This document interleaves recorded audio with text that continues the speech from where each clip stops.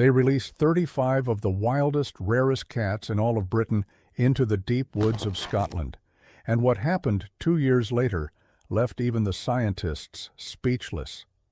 These were not house cats. These were not stray tabbies that wandered off into the bushes. These were true wild predators, animals so rare that most people who have lived their entire lives in the Scottish Highlands have never once seen one with their own eyes. Just 5 years before this happened, this exact animal had been officially declared extinct in the wild in Britain. Gone, wiped out. A species that once ruled the forests of an entire island, reduced to nothing but captive cats sitting in breeding centers waiting for one last chance. And then, in the summer of 2023, a small team of scientists did something that had never been done before in British history. They opened the doors. They let these cats step out into the wild Highland air for the very first time in their lives. Every single one wore a tracking collar. Every single one had been born behind fences. Nobody knew what would happen next. Would they survive the harsh winters? Would they find food? Would they find each other in hundreds of square miles of wild forest and empty moorland? And most importantly, could a species that had been pushed to the very edge of extinction actually claw its way back? 11 months later, a hidden camera tucked deep in the undergrowth caught something on tape that made the entire research team stop in their tracks.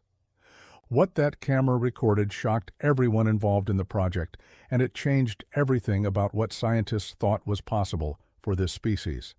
Stick around, because by the end of this video, you are going to see exactly what that camera caught and why it might be one of the most important wildlife moments in modern British history.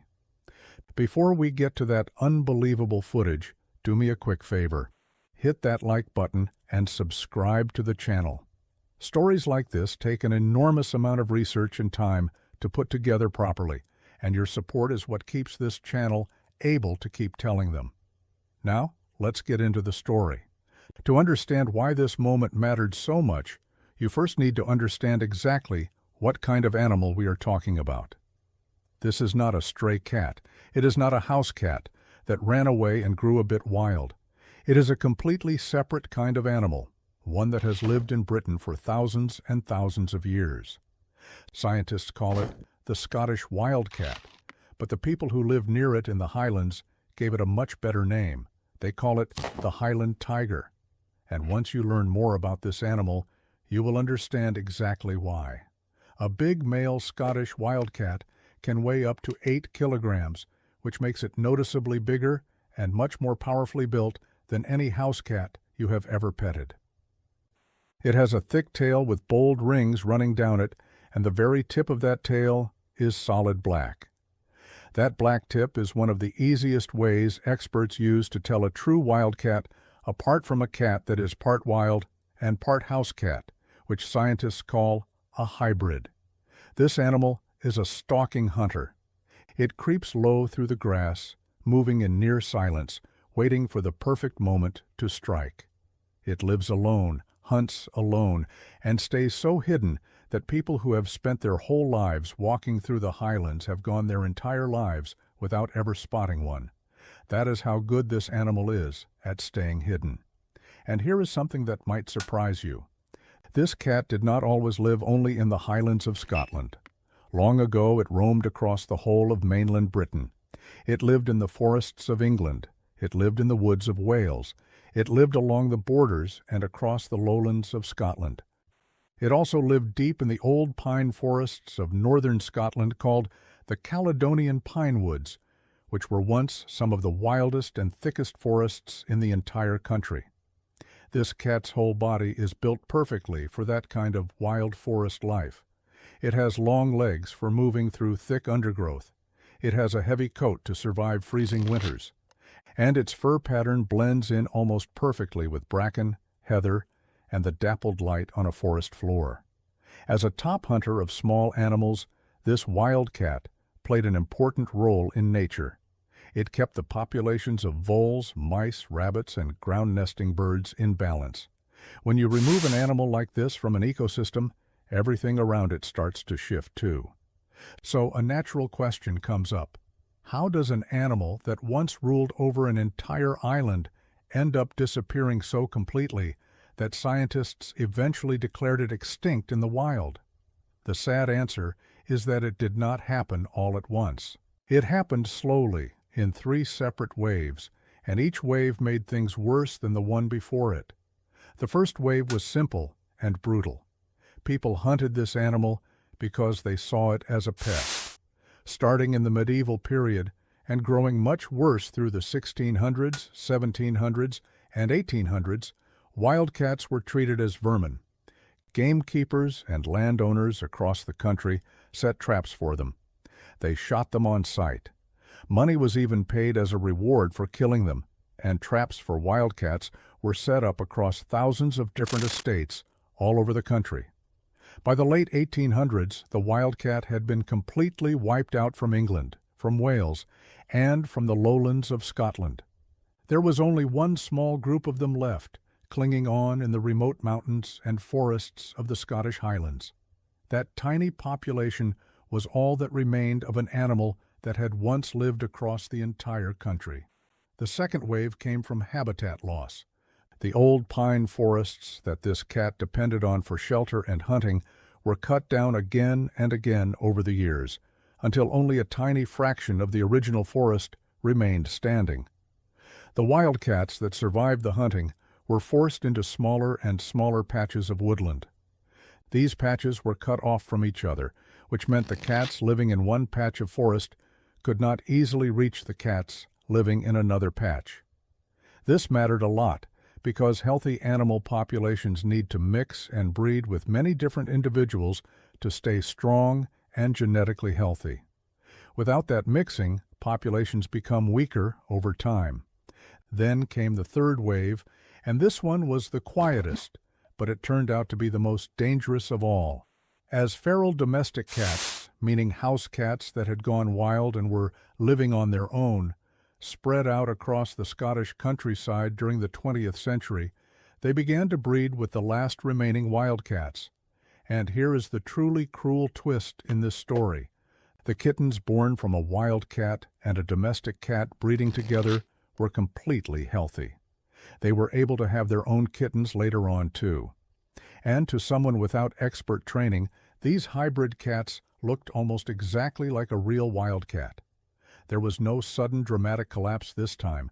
Nobody could point to one single event and say, that is when the wildcat died out. Instead, the pure wildcat bloodline slowly dissolved generation after generation, mixing more and more with domestic cat genes until barely any purebred wildcats were left anywhere.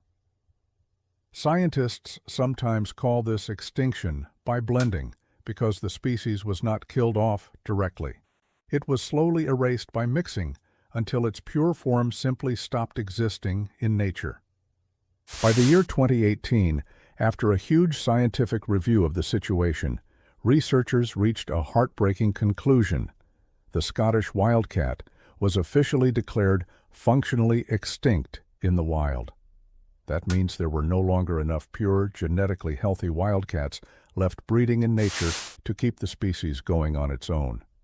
The numbers behind that announcement were shocking. Scientists studied more than 150 wild living cats from across Scotland, testing their genetics carefully. Not one single cat out of all of those tested passed the genetic bar required to count as a true, pure wildcat. Not one. An animal that had hunted across the forests of Britain for thousands of years had, for all practical purposes, vanished from the wild. But here is where the story does not end, because functionally extinct is not exactly the same thing as gone forever. There was still one thin thread of hope left. A number of genetically valuable, pure wildcats were still alive, living safely in zoos and special breeding centers. These captive cats became the species' very last chance at survival. And that chance turned into an entire rescue mission. A project called Saving Wildcats was created, led by the Royal Zoological Society of Scotland, working together with a whole partnership of conservation groups from Scotland and across Europe. Their plan was bold and, honestly, a little bit desperate. If the wild population truly could not be saved on its own, then the answer had to come from the captive cats instead. Breed them carefully, prepare them for life outside of captivity, and then release them back into the one part of Britain still wild enough and remote enough to hold them, the Cairngorms. To make this plan work, the team built a dedicated breeding center for release at a place called the Highland Wildlife Park, and they made an important decision early on. This breeding center would be closed to the public. No visitors allowed. This was not an accident or a matter of convenience. It was absolutely necessary.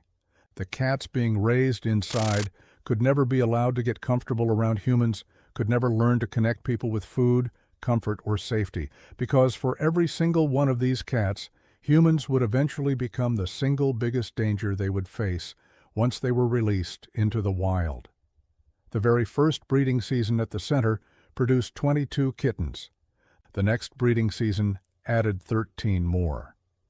Over the following years, the team worked incredibly hard, not just on veterinary care for the cats, but also on building relationships with local gamekeepers and landowners. Their cooperation would be absolutely critical, because without their support, a release like this could never succeed. Finally, after years of careful preparation, the official license to release the cats into the wild was approved in 2023. This was the very first conservation release of wildcats in the entire recorded history of Britain. Nothing like it had ever been attempted before.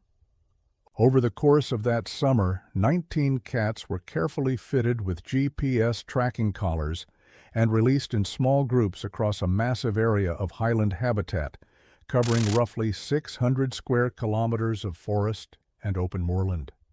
But the team did not simply open the crates and let the cats run off into unfamiliar territory all at once. They used a method called soft release. Before the enclosure doors were ever fully opened, the cats were first moved into temporary holding areas set up right at the actual release sites. This gave the cats time to slowly get used to the sounds, the smells, and the weather of their new home before they were finally set completely free.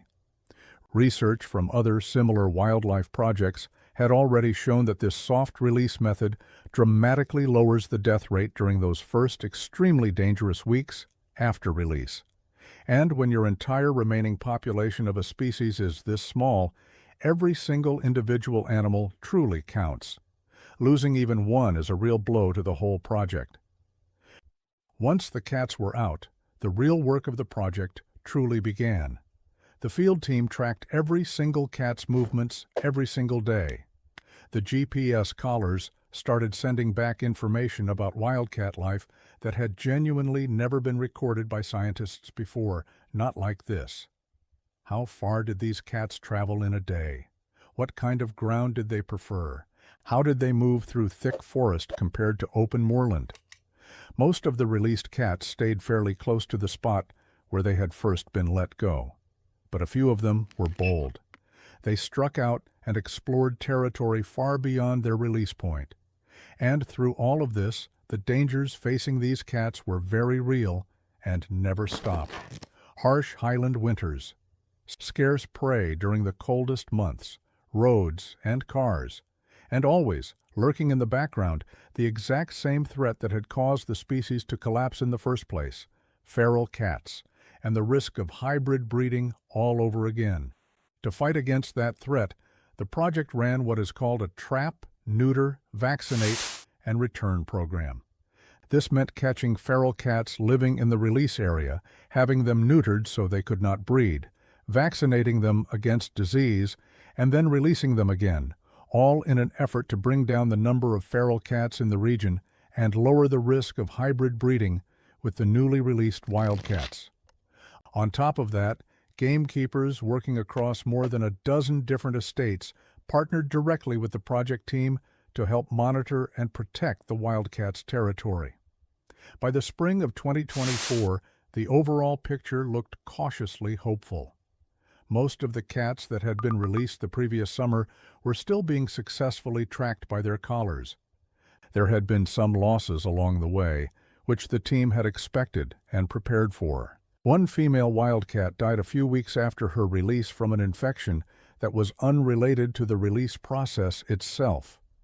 A couple of the released males had gone off the radar completely, and the team believed they had simply wandered far beyond the search area rather than something worse happening to them. The leader of the project had been honest from the very start of the whole effort, warning everyone involved that some losses were simply unavoidable in a project of this size and difficulty. Judged by the usual standards used in international conservation work, the survival rate the team was seeing was genuinely considered very good. But here is the twist in the story. None of that, not the survival numbers, not the detailed GPS maps, not the countless hours spent analyzing habitat data, turned out to be the thing that would define this project's incredible first year. What defined it instead was something the cats had started doing quietly, privately, deep in undergrowth so thick that no tracking collar in the world could actually see directly into it. The very first clue came from the data itself. The field team noticed something strange happening with two of the released female wildcats. Their movement patterns suddenly changed. Where they used to roam across a wide stretch of territory, their movements had tightened into a small, fixed area, and they stayed in that same tight little area day after day after day, without wandering far at all. To an experienced wildlife biologist studying this kind of behavior, that pattern means one thing and pretty much only one thing. So the team quietly set up trail cameras around those small patches of ground where the two females had settled. Then they waited and waited. In late May of 2024, exactly 11 months after the very first cats had walked free into the wild, the cameras finally caught it. Wildcat kittens, born completely in the wild, on Scottish soil for the first time in years. The footage showed the kittens at around 4 weeks old, which is roughly the age when young wildcats first start venturing outside of their den to explore the world around them.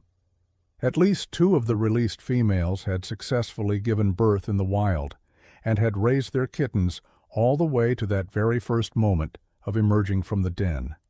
This was the moment the entire team had been hoping and praying for since the very start of the project. But nobody, not even the most optimistic scientist on the team, had truly expected it to happen this soon.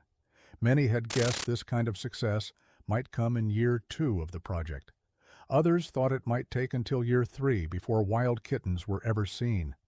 Nobody had predicted that it would happen in the very first breeding season immediately following release. The project's in situ manager, the scientist responsible for monitoring the cats directly out in the field, put it in the simplest possible terms. The team had already begun to suspect something exciting was happening once they noticed how dramatically the females' movements had changed. But actually seeing the kittens themselves alive on camera turned out to be the most exciting moment of the entire project up to that point. And it turns out that discovery of the kittens was only the first of 3 incredible things those few months revealed. Each discovery somehow turned out to be even bigger than the one before it. The second discovery was all about behavior, and in many ways it mattered just as much, if not more, than finding the kittens themselves. The GPS tracking data showed something remarkable. The released male and female wildcats had actually found each other across that entire 600 square kilometer stretch of forest and open moorland, and they had done it completely on their own, with zero help from the humans running the project. Just stop and think for a moment about how unlikely that really is. You have a very small number of solitary cats, animals that naturally prefer to live and hunt entirely alone, scattered across a massive, complicated landscape of forest, mountains, rivers, and open moor. And yet the tracking data showed these cats repeatedly crossing paths with one another.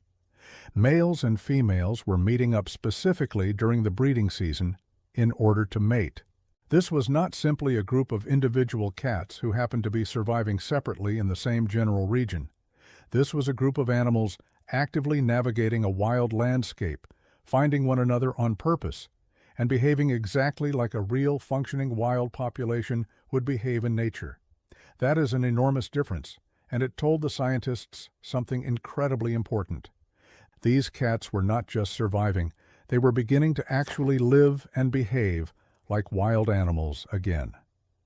The third discovery was the genetic piece of the puzzle, and this is a part of the story where the scientists working on the project were remarkably honest about the limits of what they actually knew for certain. The GPS collar data confirmed that the released females had crossed paths and overlapped territory with released wild males during the exact window of time when breeding would have happened. But here is the problem. A trail camera cannot prove who the father of a litter of kittens actually is. There was a real, genuine possibility that these wild-born kittens had actually been fathered by feral domestic cats instead of by the released wildcats. If that turned out to be true, it would mean the kittens were hybrids rather than pure wildcats.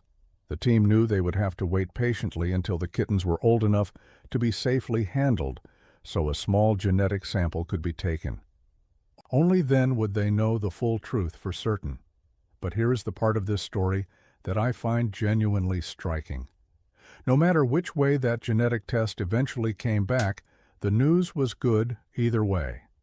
If the kittens turned out to be pure wildcats, then the project had successfully achieved natural reproduction in the wild in its very first year, an incredible milestone for any conservation project. But even if the kittens turned out to be hybrids, that still proved something extremely valuable. It proved that the released females were successfully breeding and successfully raising kittens to survive out in the wild. And that meant future releases of wildcats could be carefully planned and timed to make sure the wild males had every advantage when it came to competing against feral toms for the chance to breed with these females.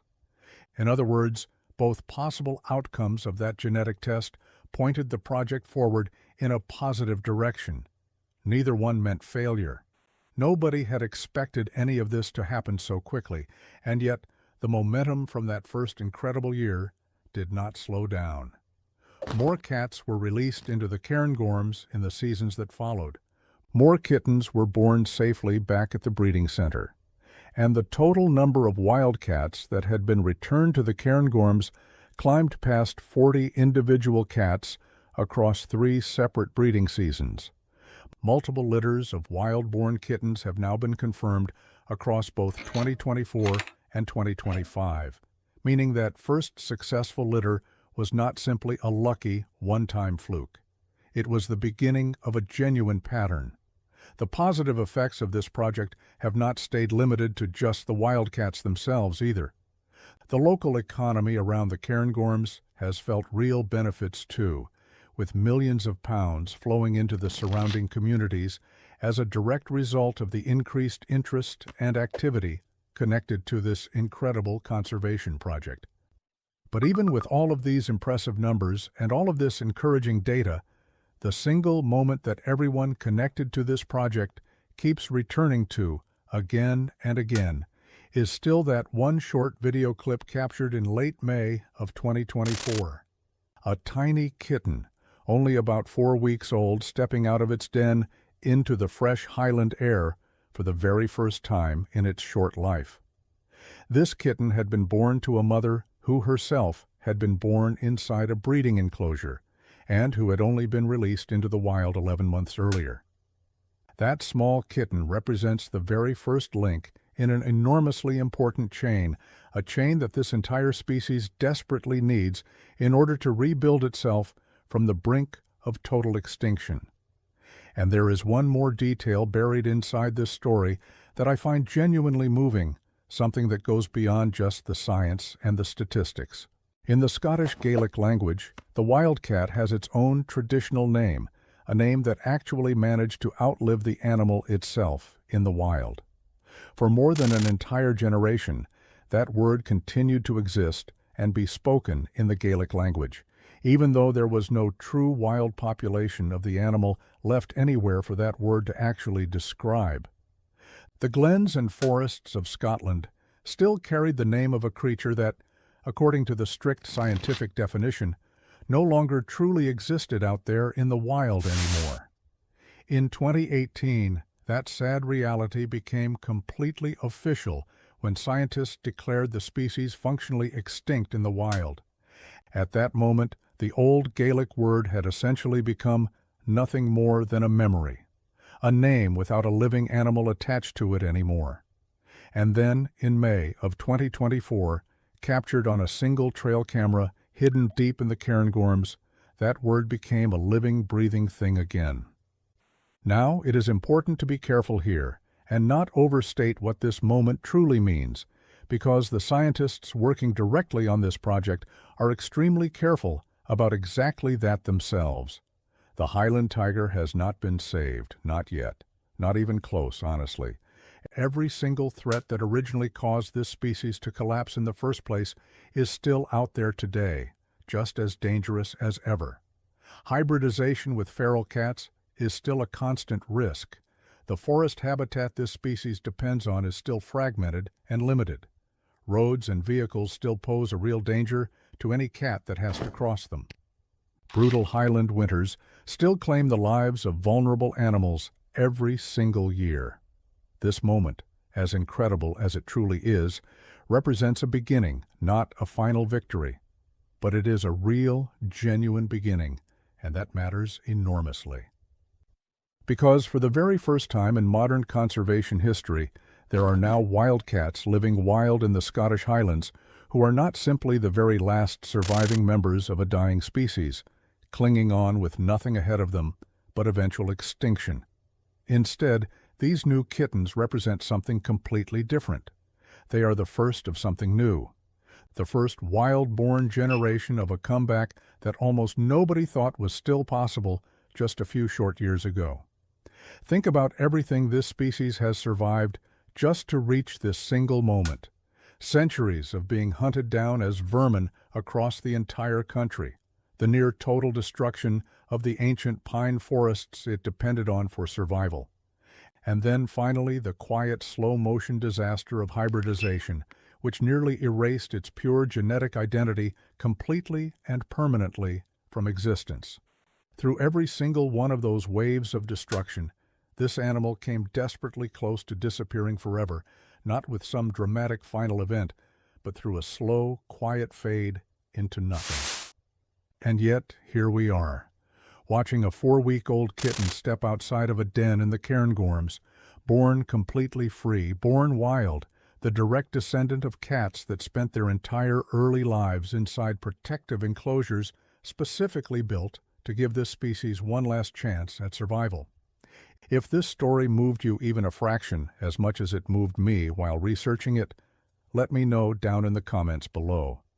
I would genuinely love to know whether you think we should keep fighting this hard, spending this much time, effort, and money to save a small, elusive animal that the vast majority of people will probably never even get the chance to see with their own eyes in their entire lifetime. Did this story change the way you personally think about what extinction actually means and how blurry that line between gone and not quite gone yet can sometimes turn out to be? If it did, please consider sharing this video with someone else who you think would genuinely appreciate hearing this story too. And if you have not done so already, go ahead and subscribe to this channel because there are so many more incredible comeback stories out there just like this one, and I have got plenty more of them lined up to share with you very soon. Thank you so much for watching all the way to the end of this one.